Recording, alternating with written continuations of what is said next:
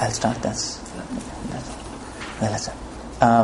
Those who are devotees of other gods and worship them with faith actually worship only me. This is 9 chapter 23rd verse. Can you help him also?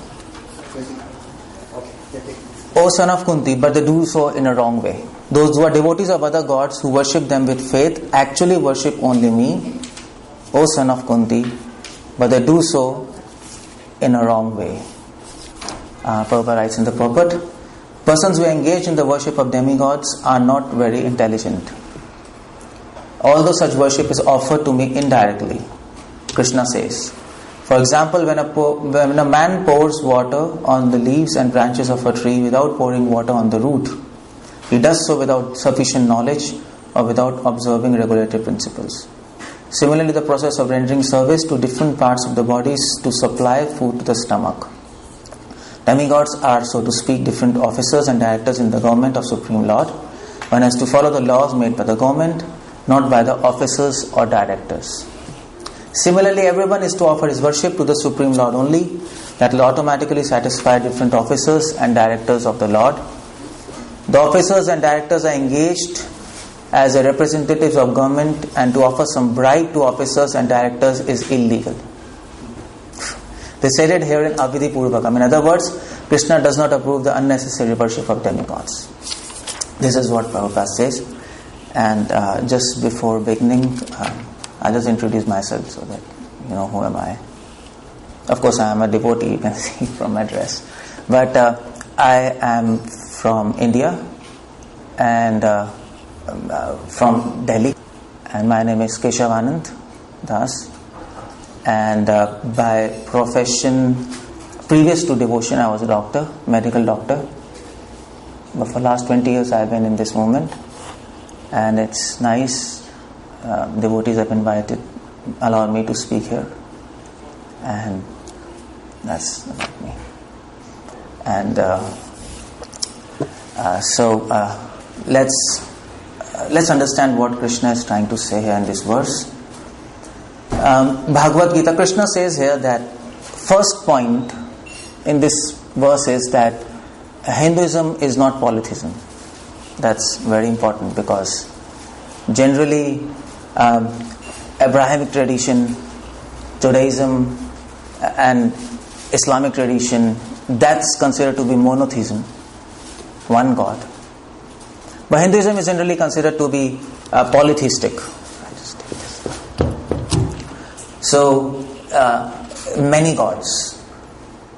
But in fact, many gods doesn't make any sense, first of all. Because what's the definition of God? That we have to understand. How do we define God?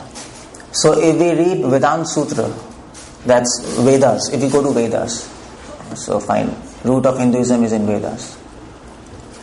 So how do they define God? Janmadhyasya, that's very, there's a sutra. God is one from whom everything originates, not from Big Bang. We don't say Big Bang.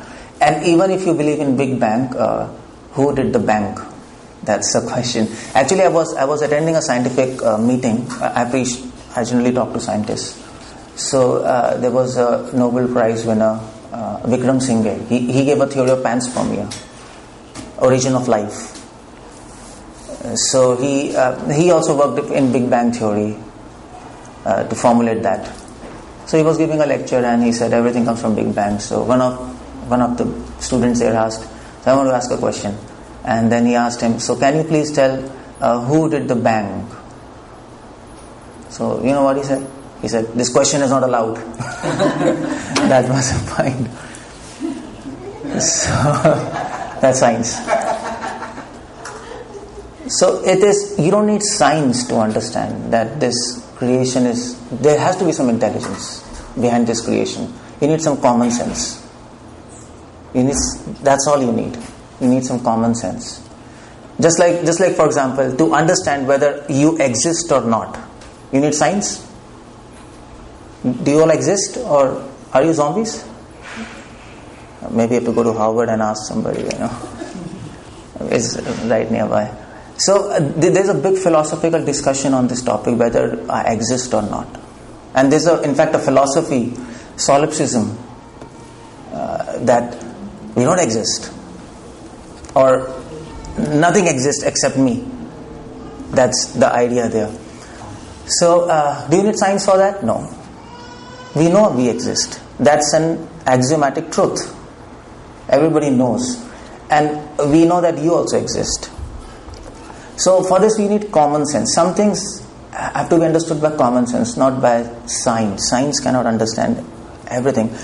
And one should not even claim science can understand everything. It's a very egoistic proposal. No? I can understand everything. That's not a good thing. So science cannot understand aesthetics. Aesthetics is beyond scientific understanding. And love, feelings, all these kind of things. So who is God? God is one from whom everything originates. That's God. And origin, maintainer and destroyer. That's God. And Bhagavatam says, Janmadya Sada Annevad Itarasa Abhigya Swarad. God is independent and we are all dependent. He doesn't need us, we need Him. So that's God. Supreme. Supreme cannot be two. Supreme means one. That's clear. So if there's one God, who is He? That's the question. So Krishna says in this verse, Ye api anya devata bhakta. So there's a God whose name is Krishna, or he has so many names. Prabhupada says Krishna means all attractive. God has to be all attractive. No? In fact, God is so attractive that you can't help being attracted towards Him. It's impossible. Once you know Him. Just like, for example, everybody is attracted to himself, isn't it? Or herself. You can't help being not attracted towards yourself. It's impossible. That's why everybody likes their own face, no? You like yourself. Everybody likes himself, no? And that's why you can sit in front of a mirror as long as you want. You can sit. And you can sit and beautify yourself because you like yourself. If you would have not liked yourself, you would commit suicide. That's all. That's what is going to happen. So everybody likes himself. And why? Because we like ourselves, because we are part and parcel of God. And we are just a spark. And if we like spark, we are going to like fire. So it is attraction towards God is irresistible once you know Him. If you don't know Him, that's another question. And that is why Krishna says in Bhagavad Gita that you don't need to love me, you just need to know me. You'll automatically start loving me. No, it's like that. See, we are all in search of a perfect person. We are all in search of a perfect person. That's why we make friends. We like perfection. Science is trying to attain perfection. Why? Why science is not trying to attain imperfection? What's the answer for that? Well, scientists will say it's a nonsense question. It's a philosophical question. We all like perfection. We all like symmetry. And perfection and symmetry is beauty. If you go to maths and science, that's what people say. So we are all in search of something perfect. So we make friends. Why? Because we think, this boy or girl, they are having perfect quality, perfect beauty. We get attracted towards him or her, and then we marry or we make friends. And then after some time, when we find that that's not perfection. I was thinking her beauty is perfect. She's so beautiful. But when you live together, after some time you find that there are some faults there. And then we get bored of, or you get split, or there's a divorce or whatever. But God is not like that. So we are in search of perfection. That's Prabhupada says in one of a lecture. Why? Because we are in search of God. So God is perfect and we are searching Him. But you will not be able to find anybody like Him in this world. No friend, no person, nothing. And unless that search is not finished, will not be satisfied. And that's why Krishna says here. Krishna says, if you understand me, you understand perfection. And if you understand perfection, you become satisfied. Bhagavatam says, Yatma suprasidati. It's so satisfying. And you will ask, what's the evidence for that? This Americano. Evidence? You need evidence for everything? What's the evidence? If you attain God, you will be perfectly satisfied. Well, what's the evidence? Evidence is sitting right in front of you. I am evidence, you are all devotees are evidence. If we were not satisfied, see, all saints, not devotees, any saint, any good saint, you see their life. They are not interested in this materialistic things. Absolutely not interested. No, we don't go to movies. We don't like going to movies. There's no harm in movies, but we don't like going to movies. We don't find enjoyment in that. We want to parties. We don't hang around here and there in these shops and shop around. We don't feel like that. We don't feel like taking tasty food. Why? Because devotees and saints are satisfied in them. They are experiencing a higher satisfaction, much higher satisfaction than what people try to find there. And that is why their life is life of contention and peace and satisfaction. And you can see by their behavior. You can see by their attitude. So, and that's evidence. So, in spirituality, we have live evidences. In science, you have dead evidence. Spirituality, you have people who are living their life. And everybody can see. There are some false people also, but they are good saints. Very nice saints. And you can see their life. So how can anybody stop? How can anybody have nothing and be fully satisfied? That's the question. And this is what, that famous story of Alexander. So when he came to India, should I hold like that? So that famous, so Alexander, he came to India, and so everybody is aware of Alexander, no? So he was a Greek. I think he belonged to Macedonia. Alexander the Great, yeah. He was a Macedonian, and he had a dream to conquer Persia, and he did that, and he came to borders of India, and of course it is said that he went back because he didn't like to fight, but the fact was he lost. When he came to India, he got very afraid. He got really afraid because he heard Indian army is very strong. In fact, Alexander was having horses. Indian army, they were using elephants. That's what's that? Porus? That's Prithu. Who was that? Who was that king who fought with Alexander? Who was that? Prithviraj. So he fought, and they were having elephants. And Indian army it is recorded in history. They were on horses, swords. We were having elephants. And what Indians used to do before fight, first of all, elephants are, when they fight, when they become mad, you can't do anything. And on the top of that, these kings, they used to give them a good dose of wine before they go for a fight. And when they drink and they go to battlefield, you can imagine what they'll do there. Nobody can control them. And Alexander knew this, that these guys we can't handle them. He got really afraid, and in fact he got loose motions. You know that? Alexander got loose motions. I don't know, because of fear or what, and it becomes uncontrolled loose motion. He died of loose motions.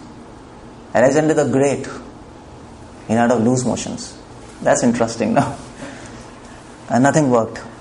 So he came to India, and there was a yogi there. I don't know, it's myth or a true story, but the idea is there was a yogi, and Alexander asked that yogi, so you are from India? Yes. Because Alexander's spiritual master, who was his spiritual master? Who was his teacher? Do you know? Anybody?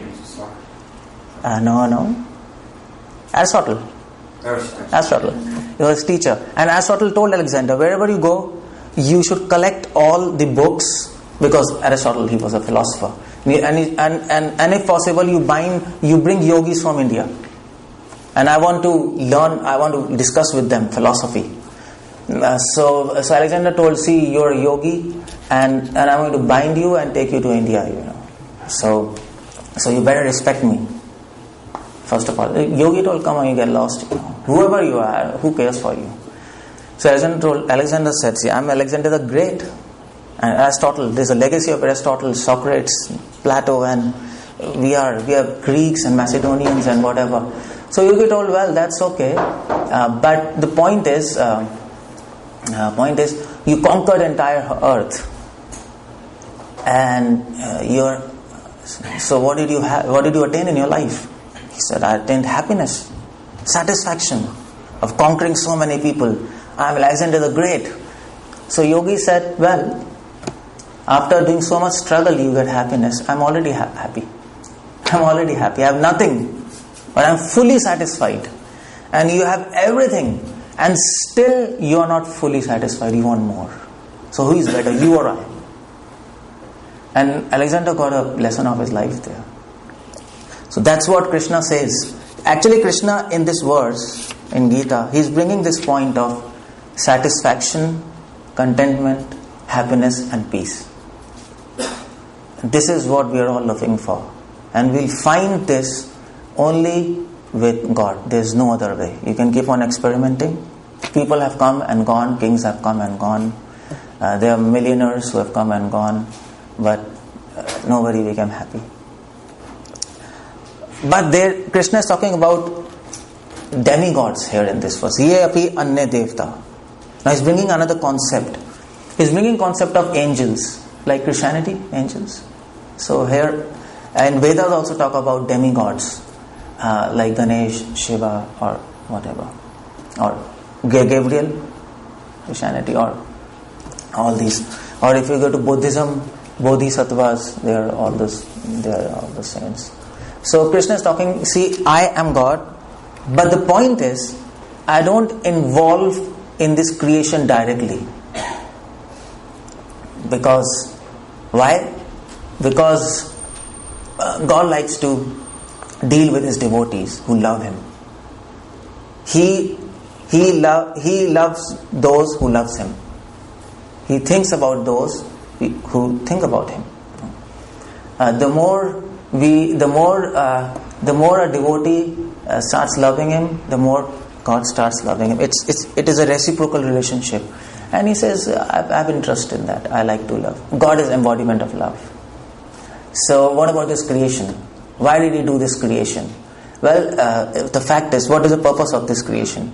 The purpose of this creation is that it is, according to scriptures, it is for those who do not love God. This place is for those, like people like us, who are here. We don't have spontaneous love for Him. We have spontaneous love for matter and flesh. That's what our mind goes. And we can test. We close your eyes, sit for 5 minutes, and you'll know where our mind goes. Who are you? Our mind will naturally gravitate towards matter, flesh, self. It will not naturally gravitate towards God. It's not natural for us. But people who are with God in spiritual world, it's natural for them to love Him. It's natural for them to not think about themselves. It is natural for ourselves to think about ourselves. It's a different thing. We can do devotion, but it takes time for things to become reflexive and intuitional and natural. It takes time. It takes a lot of practice for that. That you can sit and people who are perfect in devotion, like like there was a saint in South India, Nammalvar, and when he was born, he was just 1 year old. It is recorded, and he just crawled. He sat beneath a tree, sat down, closed his eyes. He opened his eyes after 18 years. You can imagine. 1 year old, he just sat like that. He opened his eyes after 18 years. And after 18 years, when he opened his eyes, he asked one question. He had just one question, and there was a person there who came, and he asked him, what does a baby eats in the womb? And it's not a scientific question, by the way. You can't just do PhD on that, placenta or whatever. But the person who came to meet him, he was himself a self-realized saint. And that person who came, he himself sat in meditation for 10 years. Or 10 years he opened his eyes. And he said, the baby eats himself. And that Nammalvar understood. He's a self-realized saint. And he said, okay, you're my disciple now. Now, this is a riddle here. Baby eats himself. The point was that he asked, what does baby eat, subsist on? That devotee told baby eats himself. That the point is, flesh subsists on flesh. No, the baby, it is taking flesh and matter from mother. So entire life we are eating ourselves. That's what we do. That's what we are doing. We are consuming ourselves. So there's a big poet in India, and his name was Bhartrihari Ujjain, and he said, people don't desire. Desire desires them. And in the next line he said, people die, but desires don't die. So who consumes whom? People consume desire, or desire consumes person? And that's the idea here. So that Nammalvar, and then that devotee asked him, how can you sit 18 years in your meditation? How is it possible? He said, I was not sitting in meditation for 18 years. Who told you? I was not sitting. I just closed my eyes and God made me to sit here. He took my mind. I was not there in my body, no longer there. And that's the kind of spontaneous attraction devotees have. That's the kind of, and this is not a story. It happened, It's recorded history, and there's a place also where that Nammalvar he sat in South India. So that's spontaneous attraction. That's what this devotee is all about. Vrindavan, Vaikuntha, those kind of people are there with God. And people like us who are trying to do devotion, like me, we are trying, but inside, if you close your eyes, inside the depth of your core of your soul, we are not interested in God. We are not. At least I am not. It needs a lot of purity, a lot of practice to actually, a lot of introspection to sit and see where our soul, our thoughts are flowing, and then one day when we can, it's time to finish. But one day when we can understand Krishna is supreme, all other demigods are angels. Actually, a devotee, whoever, anybody, anywhere in this world, we are not interested in that. We are just interested in God. That's what Krishna says. So we are, that's called unalloyed devotion. And when we think about Him in life, in death, when we want to live for Him, for God, when we want to die for Him, when we want to think of Him by mind, intellect, soul, by every atom of our body, then Prabhupada says, then miracle will begin. Then magic begins.